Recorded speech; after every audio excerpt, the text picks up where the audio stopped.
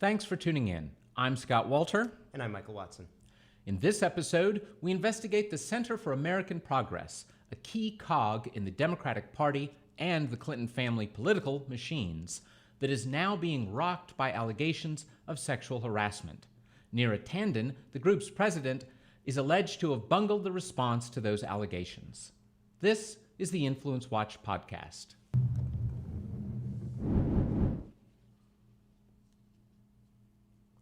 One of the latest public institutions to be rocked by allegations of sexual misconduct is a key player in the professional left, the Center for American Progress, or CAP, a think tank founded by John Podesta, a top Democratic operative and Hillary Clinton campaign chairman. In fact, he was reportedly her intended Secretary of State, and an extraterrestrial conspiracy theorist.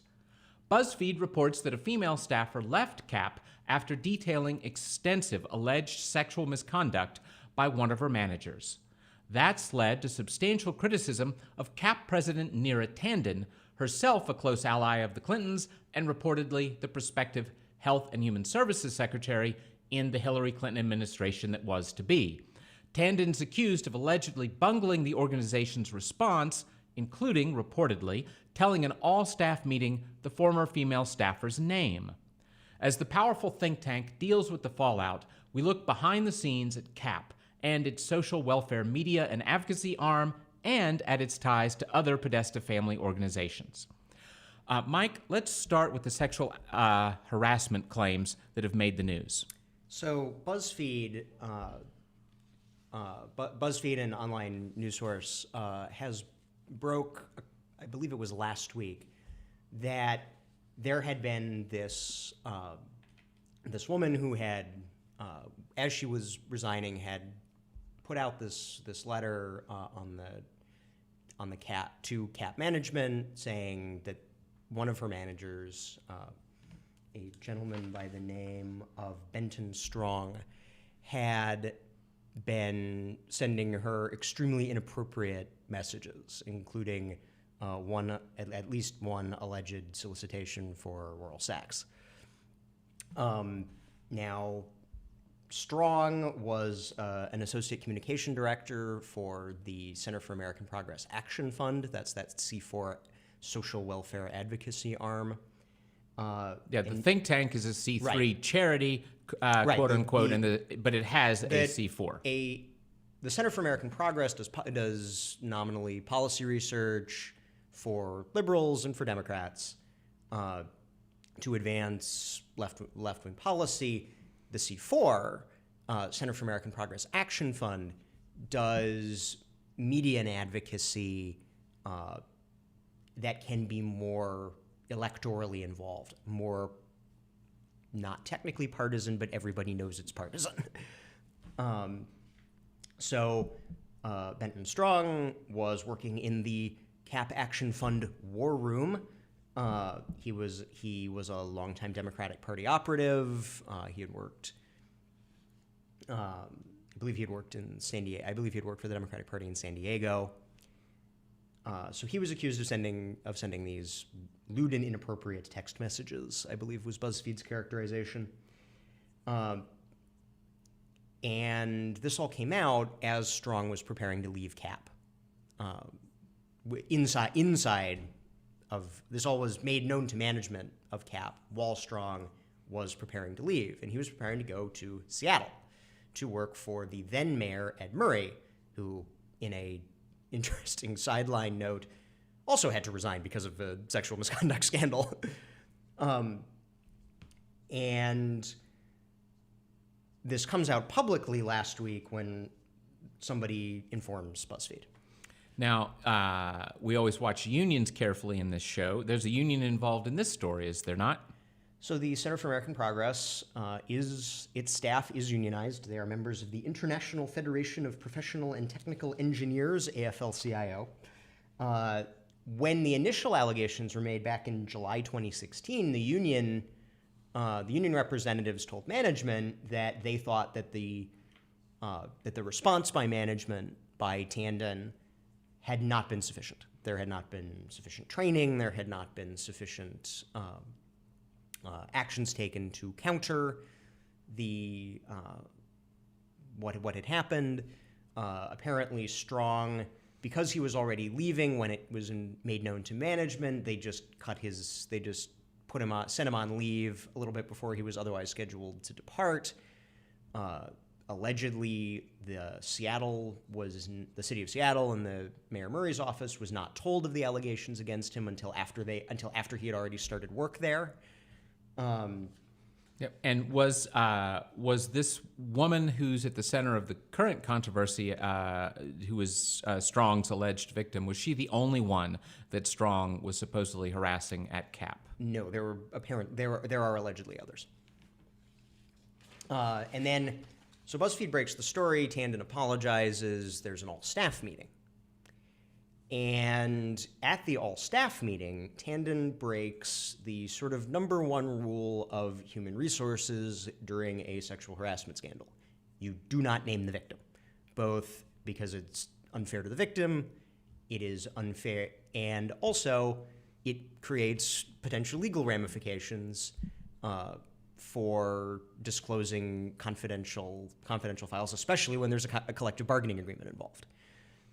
And she's Tandon is alleged to have done this not once but twice in the same meeting, to audible gasps, as I believe the reporting was. BuzzFeed sources characterized it as audible gasps, and at least one of BuzzFeed sources said that Tandon had, quote, lost the organization today, had lost the confidence of the staff for having made such an egregious error that you would have thought that the left, being so committed to getting sexual misconduct out of the workplace, you would think that they would have known not to do that.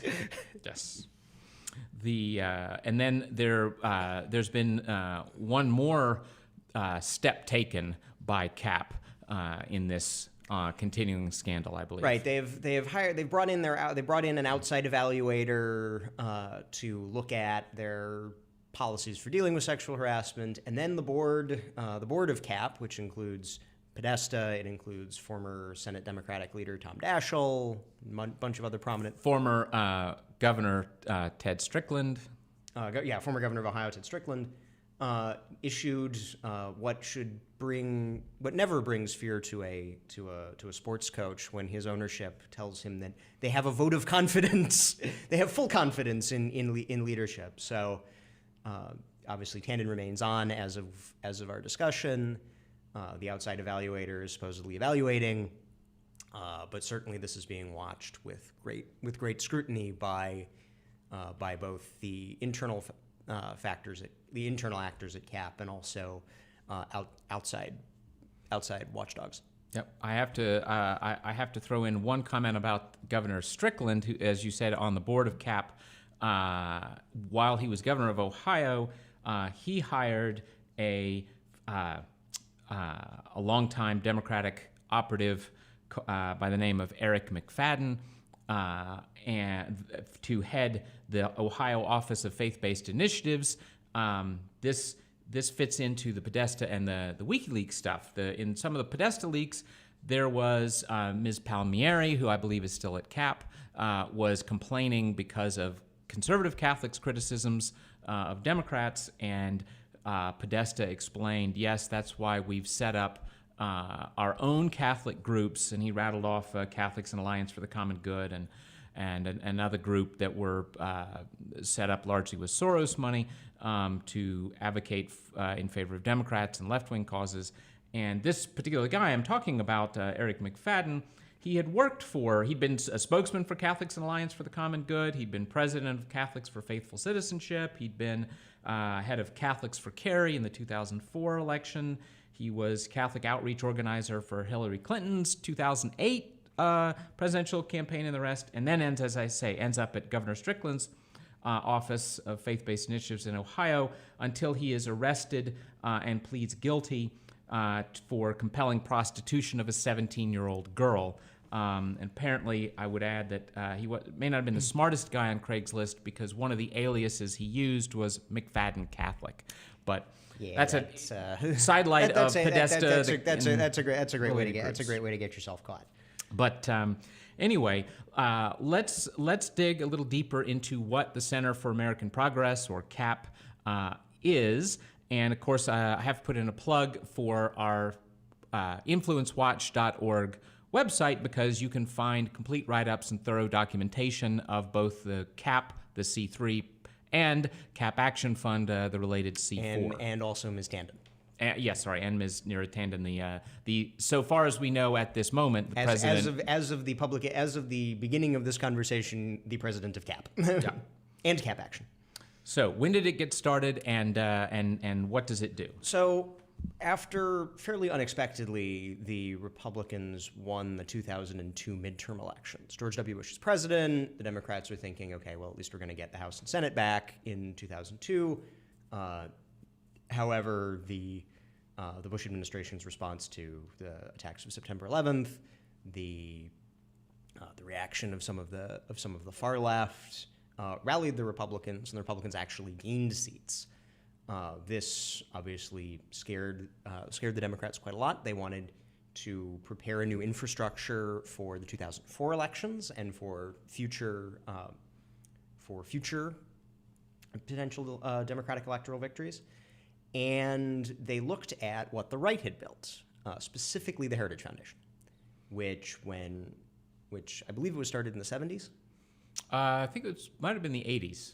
No, because it was there when Reagan came in. Was it already there? Okay, you're right. Of course it was. It was there when Reagan was in, so it was in the 70s. So it was you're right. Created in the 70s. Created in the 70s, creates a bedrock of policy ideas that when Ronald Reagan then wins the 1980 presidential election and Republicans take the Senate, that Reagan can come into office and say, here are some of the things I want to do. The Heritage Foundation, by the way, continues that role on the right. It has been characterized as Donald Trump's favorite think tank because it had prepared potential policies and trained policy wonk people, the people who then go in and become undersecretaries and become assistant secretaries and become commissioners of federal commissions to then take the policies that they had developed at Heritage Foundation and then put them into practice as government policy. In the early 2000s, the Democrats look at the Democrats and liberals look at this and they say, that's a good idea, we should copy it. And they create what was originally called the American Majority Institute, but would later become known as the Center for American Progress. People who were there at the beginning, you had obviously John Podesta, you had Democratic politico Terry McAuliffe, later the governor of Virginia, a couple of... But before that, in between, he would head the Democratic National Committee. He'd been in the Clinton... I think he'd been in the Clinton White House, then he headed the DNC. There had been some controversy about when he was heading the DNC, and then... well, exactly, yes. It was always alleged that the idea of selling the Lincoln bedroom at the White House was Mr. McAuliffe's, but... Although it was never proven. And then on the subject of sleazy ex-Clinton aides, Harold Ickes, and also Clinton political director Don Sosnick. And then they received support from what would ultimately become the sort of Democracy Alliance network of Democratic donors, especially, as you mentioned earlier, George Soros. Yeah, which was started after the 2004 election, where again the left sort of took the same. I can remember the 2004 election vividly. Even at lunchtime, as the morning exit polls were secretly coming in and being sort of spread around Washington, and Kerry looked to be easily winning.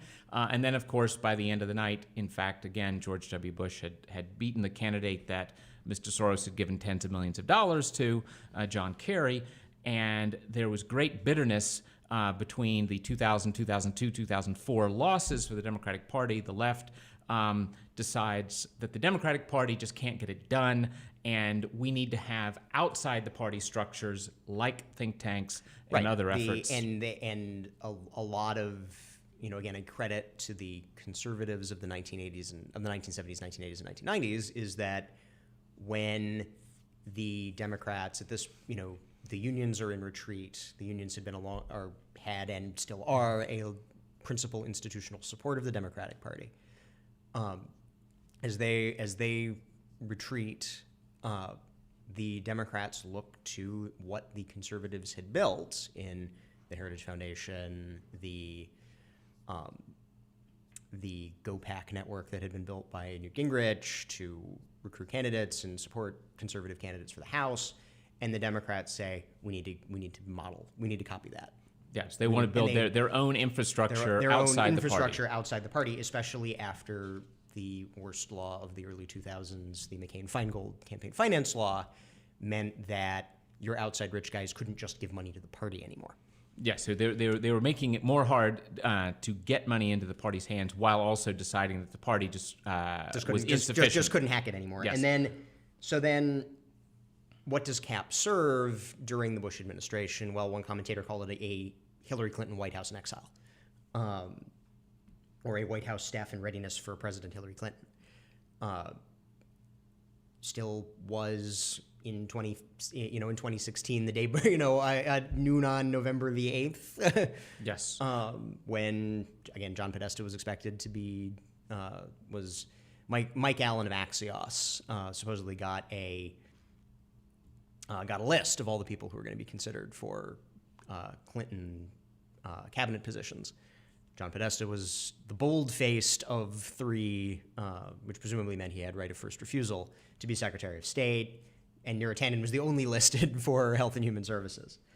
Yep. And it's worth throwing in there that in the Obama administration, Podesta does come back into government. Right. Podesta was president of CAP from its founding until the mid-2010s, when President Obama, the Obama White House had kind of gone into struggle. So Obama called Podesta to be counselor to the president, one of the most senior advisors in his White House. Yep. Now, I do want to say real quick here that there are critics of CAP on the conservative side who claim that CAP didn't precisely grasp that the folks creating CAP and similar places didn't quite grasp the way the conservative infrastructure worked. Conservative infrastructure was not just the left called it a noise machine, and made it sound like, oh, well, it's just they're talking and blathering and all that, and that's not really what's doing it. That's what's doing it. It's not really about the ideas and the policy wonkery. And so certainly CAP was definitely not about heavy-duty, deep-dive research. CAP was about often 3 press releases a day. One of CAP's most notable public-facing projects is a project of its 501c4 Action Fund, and that is the Think Progress network of blogs, which are quite literally a left-wing noise machine. Yes. They are not exactly known for their journalistic rectitude. To use an example from last week, a Think Progress writer or editor, I think a writer, on Twitter, who identifies himself as a Think Progress writer on Twitter. New Secretary of State Mike Pompeo has just been sworn in.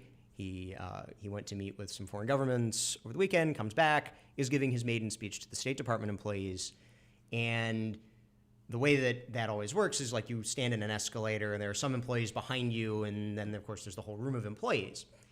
And the camera was panning across the employees, and for, again, a few seconds, the way that the camera was framing, the visible heads behind Pompeo were all white. Were all white State Department workers. And that earned from a Think Progress writer the statement to the effect that Mike Pompeo was speaking to an all-white meeting of State Department staff, which, if he had waited 45 seconds when the camera panned and there were other folks visible. Other folks visible, would have been shown to be entirely false. Yes. Now, pushing this a bit further, that, as I said, CAP's strategy is far less to do regression analyses comparing economic policies or something like that, rather than just mainly lots of noise. One thing to be noted is that for years and years, if you go to their website and look at the different divisions where they list the employees, the communications department always is larger than any of the other departments like education or energy or economics. But in a way, the capstone of all this is that CAP was the first think tank, left or right, All of them are C3s. We're a think tank. We're a C3. All these C3s, it was the very first C3 think tank to concoct its own C4. And let's clarify for our audience why that matters.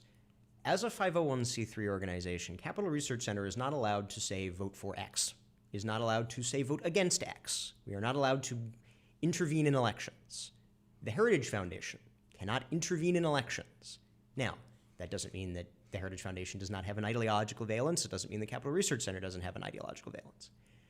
But by creating a C4, what CAP and then, because conservatives can do the same thing liberals can do, Heritage ultimately would copy CAP 10 years later. When you have a C4, you can intervene in elections. And that gives Think Progress, the Think Progress blog network, a lot more freedom to talk about things in a way that is likely to impact elections. Yes, so again, the emphasis on politics, not policy. Well, let's talk about some of the interesting ways that CAP's C3 and its C4 are intimate, shall we say. So the largest single donor to the Center for American Progress Action Fund is the Center for American Progress. In 2016, the most recent year for which records are available, the Center for American Progress, which is not allowed to engage in which is not allowed to intervene in elections, gave a grant of $3.5 million to the Center for American Progress Action Fund, which can intervene in elections. And that's out of a total CAP action budget of about $8 million. So a little bit less than half of CAP action's budget came from CAP. And this has been, over the years, this has been a very prominent pattern of the C3 giving millions to the C4. Now, you mentioned that on the conservative side of things, the Heritage Foundation think tank is a C3, and it has a C4. It has a C4, Heritage Action for America. As far as we can tell in doing the research, based on publicly available tax documents in on a 990, the tax return that all tax-exempt organizations, Capital Research Center among them, have to file to the Internal Revenue Service in order to keep exemption from corporate income tax. You have to declare, I gave money to the following other tax-exempt organizations. And so far as we can determine from publicly available 990 documents, Heritage Foundation, 501c3, can't intervene on elections, does not give any money to Heritage Action for America. Yes, whereas with Center for American Progress, it's year after year after year, millions and millions of dollars, typically in the range of half, sometimes more than half of the C4's total budget. Yep. Now, one thing, for those folks who are autistic enough to really know the hideously complicated C3, C4 laws, some people might think, well, maybe that's because the C3 here, Center for American Progress, is having its C4 lobby for it, because the C3s can do a limited amount of lobbying. Even that rule is complicated. The maximum amount that applies to CAP is $1 million per year. Lobbying has an extremely technical definition. Yes. So they report only using about 70,000 of that. But, and then CAP Action, I think you looked it up, claims zero. Claims it doesn't do any lobbying, yes. And that's because lobbying in the IRS rules has an extremely technical definition that basically amounts to meeting with members of Congress or meeting with state legislators. Or issuing a call to action to the grassroots, like please call your congressman this afternoon and demand. That directly implicates legislators. Yeah, that grassroots lobbying or ballot versus measures. direct Again, lobbying. This gets very complicated very fast. Yes. Yeah.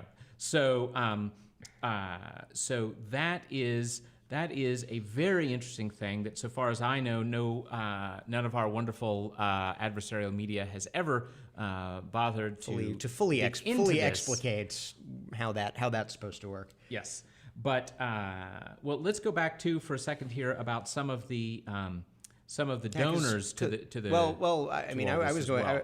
I mean, we can discuss donors. It's all the liberal foundations that we've mentioned in these donor segments before. It's the biggest that we were able to determine using the foundation search service was the foundation of Herb and Marion Sandler, who achieved brief renown in late 2008 when they were shown to have been one of the pioneers of subprime mortgage lending. Yes, generally considered by left and right among their savings and loan empire was one of the biggest villains in the entire housing crisis. They were if they didn't invent subprime lending, they made it go big. They also, it's worth mentioning because there are various Acorn connections to Center for American Progress over the years, they also reputedly used Acorn to harass their competitor, Wells Fargo, in the mortgage business.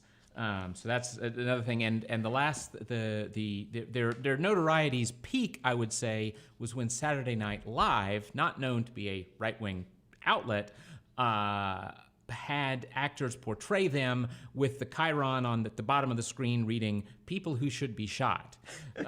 So yes, they were up to their necks in the whole housing crisis disaster.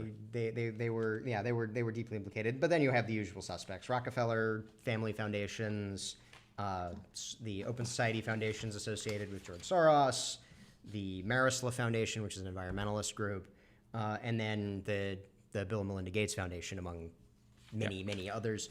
As well as some of our favorite unions that we discuss virtually every show. SEIU, the nation's largest organized political donor for every single cycle. Well, I mean, counting all the cycles from 1990 to 2016. The largest over all the years. Yes, so from 1990 to 2016, the largest political donor in America. Also, the American Federation of Teachers, the AFL-CIO, have funded both CAP and CAP Action, the C3 and C4 sides. Well, we should also talk, speaking of Center for American Progress, so let's also look at the Podesta family, which have been so important in its and been life. in the news recently, because John has a brother, and his brother is Tony, who is John's former business partner. They together founded Podesta Associates, which would later become and is better known as the Podesta Group, one of the biggest lobbying firms until recently. Until it shuttered its doors just days ago, the 8th largest lobbying firm in D.C. Yeah, it closed up shop late last year, and it was one of the largest lobbying firms in Washington, D.C. Tony had previously been married to Heather Miller Podesta, who is in her own right a Democratic super lobbyist, had a separate lobbying firm. Tony Podesta and Heather Miller, when they were married, had multiple properties, a massive art collection legendary to the Washington, D.C. political world. Legendary wine cellar of thousands of bottles. They divorced, I think, in 2014. Mm-hmm. I think that's right. Yeah. And then to get an idea of the scale just of the lobbying revenue, again, lobbying has a very technical definition. So a public affairs firm like the Podesta Group not only would have lobbying revenue, it would also have communications revenue and consulting revenue. Just the lobbying revenue that is reported in 2015 was $30 million annually. Yeah, and we should add that interestingly, that's in the neighborhood of Center for American Progress's annual budget. Yeah, tens of millions of dollars for that as well. They're in the tens. And in a more sort of nakedly political sense, the Podesta couple were big-time Democratic bundlers who would gather together all their rich friends who would then write checks to Barack Obama's re-election campaign. Or Hillary Clinton's. Campaigns for whatever. Yep. Now, however, speaking of Hillary Clinton's campaign in 2016, after she lost under John Podesta's direction as leader of her campaign, things did not go well for Tony and the Podesta lobbying group. Yeah, I think things fairly immediately go sideways once the government starts investigating the Russian interference in American politics over the past decade. Though viewers may be familiar with the allegations against Paul Manafort, who had managed the Trump campaign for a couple months, after having represented some entity called the European Center for a Modern Ukraine, which was a front group for the Russian-backed former government of Ukraine. When the special prosecutor released an indictment charging that in order to cover his tracks, Manafort had engaged in a bunch of financial crimes. It was announced that his lobbying for the European Center for Modern Ukraine, read the former Ukrainian government backed by the Russians, had engaged two Washington, D.C. public affairs firms other than Manafort's. The Company A, which turned out to be some Republican lobbying firm, and Company B. And it was fairly easy to recognize that Company B was the Podesta Group, which was chaired by Tony Podesta. So after Mr. Tony Podesta recently had his usual big lavish birthday party for himself at his Colorama neighborhood mansion. For those who are not familiar with the economic geography of Washington, D.C., Colorama is the ritziest neighborhood where President Obama's Washington, D.C. home is. Yes, where he retired to after sticking up for the little guy. But very soon after this Manafort information comes out, all of a sudden the Podesta Group is closing its doors. The Podesta Group fairly immediately closes in late 2017. Now, and according to the Washington Post's reporting on this, it didn't close. Tony told his ex-employees, who probably are not retiring to Colorama mansions and vast wine cellars. May still need continued employment, yes. Yes. Those folks are told that this is not because they are Company B and Mr. Mueller may be sending unpleasant pieces of paper to them, but he gave a different excuse. Yeah, he just couldn't stand up to the scrutiny of Fox News. Yes, Fox News was being mean to him, and so his tens of millions of dollars operation which makes one wonder what Tony Podesta thought he was being paid, the tens of millions of dollars. Why his services were quite so expensive? Because one of the things, as a recovering public relations professional, one of the things that you have to deal with as a public relations professional in Washington, D.C. is media scrutiny. Yes. But now we've talked a bit about the Podesta Group and the Center for American Progress. Have these two streams ever crossed historically?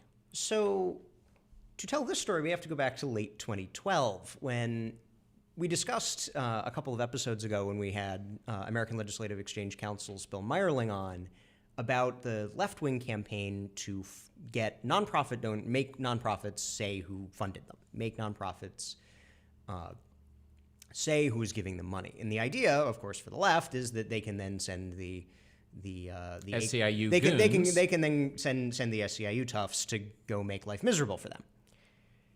So, which, by the way, has happened for things like the Washington State conservative think tank Freedom Foundation. Right. This is not a hypothetical thing that could happen. But obviously, conservatives said, "Hey, wait a minute. Your nonprofits aren't disclosing their donors. Why should we?" So that led to pressure on CAP to disclose its donors, which they then did. And lo and behold, a number of CAP corporation donors were also Podesta Group clients. Really? Perhaps the most sort of nakedly sleazy was Walmart, which, when they were debating Obamacare, one of the provisions was the employer mandate, which would require employers above a fairly small level to provide employer-provided health care, employer-provided health insurance. Obviously, Walmart is one of, if not the largest private sector employer in the United States, and they would like to make it harder for their competition by making them provide health insurance that it's easier for Walmart over hundreds of stores and dozens of cities to amortize across their operation that would make it for a small mom and pop shop much, much harder to deal with.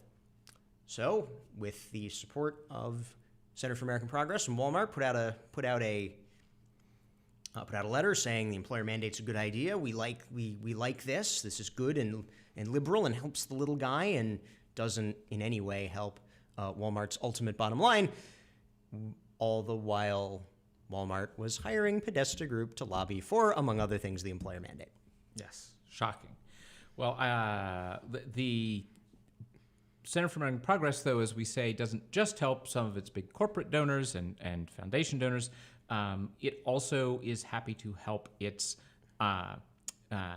it's well, sorry, it isn't just a function of lobbying group and corporation and supposed think tank. Sometimes it's also lobbying group and supposed think tank and government administration officials. So back, one of the last story that I want to tell is the Obama administration, of course, was notorious for encouraging vast sums of tax dollars to be given to various green energy subsidies, which often helped both foundations. So the Solyndra scandal actually was a foundation scandal, not a corporate scandal, because the company was actually owned by a foundation of a left-wing oil billionaire, and also crony.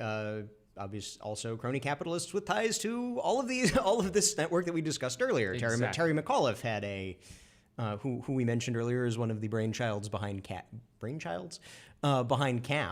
had a electric vehicle company that did it ever produce a car? I don't think they actually made a car, sadly. And by the way, we should throw in there, of course, and his partner in that company was Hillary Rodham's brother. But anyway, so you have back in the Obama administration, there are these massive green subsidies, especially for wind and solar, which can only function with massive government subsidies and otherwise are a disaster. Well, there was a famous study, I'm sure listeners, some of them will remember, the Spanish government, which had poured many millions of its taxpayers' dollars into subsidies for wind power, actually did a study and discovered that it was a disaster and that for every job that was created in the wind power sector, more than 2 jobs were destroyed elsewhere. So that's probably not what you call a fine return on your investment, especially if you happen to be, a guy who needs a job. But anyway, the study was being, by the Spanish government, was being talked about a great deal in D.C., and there was a great terror on the part of the trade group for the wind energy companies, which relies, we say, on those heavy government subsidies. They were very distressed, so they connected up with their friends at the Department of Energy's National Renewable Energy Laboratory, and there were FOIA requests from our friends at the Competitive Enterprise Institute that dug these emails out. So in the emails, the trade group is screaming at the quote-unquote scientists working for the government to say, you've got to attack this study because it could ruin the chances for the Congress renewing Right. All of a subsidies. sudden, Congress will say, hey, wait a minute, this isn't what we signed up for.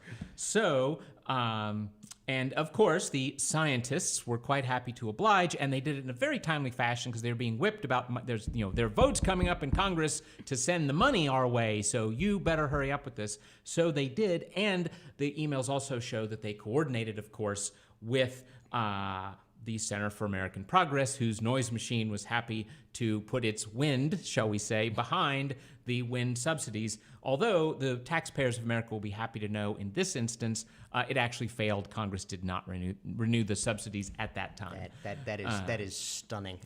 So it actually didn't work. So once again, science, quote unquote, was defeated, but the taxpayers probably were better off for it. Well, any last minute thoughts on the big picture? This is all classic examples of how influence right. This is in DC a works. classic story. The story of CAP is the classic story of influence, as you said. The out of power party in the Bush administration creates a think tank to develop its program of government, basically a program of government, and to advocate.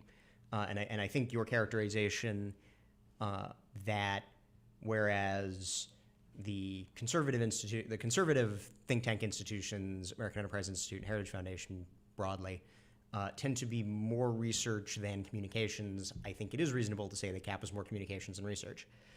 That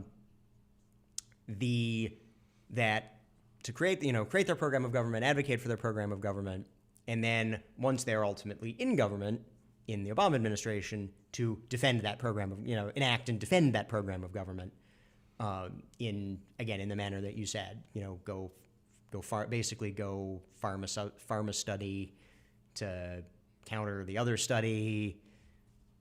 To make sure that To make sure the vote in Congress goes the way that the trade association of all your friends goes the way you want it to go. Although, and again, you wonder how they and those trade group relationships, those corporate relationships. CAP has been accused by lefties of modifying its results to service its donors.